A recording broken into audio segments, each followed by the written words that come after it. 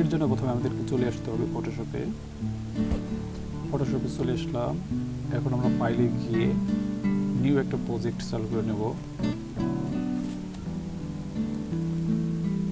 এখান থেকে যা আছে তাই আমরা একটা নিয়ে নিলাম।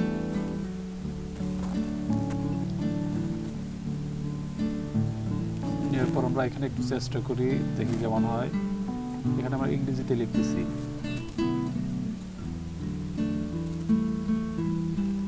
তো এখন কন্ট্রোল আল্টার ভি চেপে বাংলাতে লেখার চেষ্টা করি। আমরা এখন কাঞ্চন লিখব।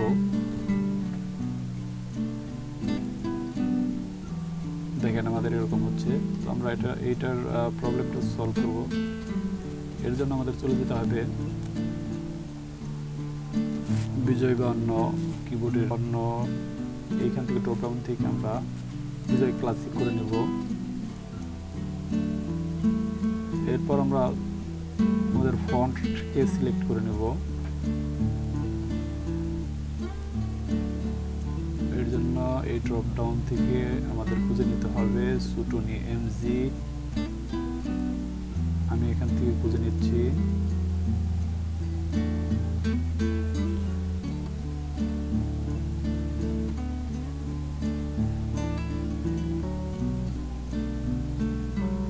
হ্যাঁ, এই যে সুটনি এমজি। এখন আমরা লিখে দেখতে পারি। আমি এখন কাঞ্চন লিখব। ক ইয় জয়।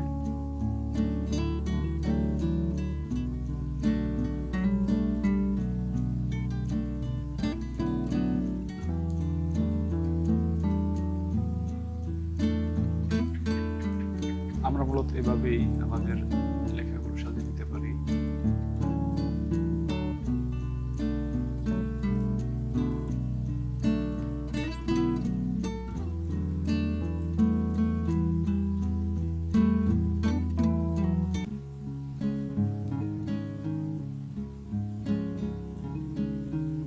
এইরকম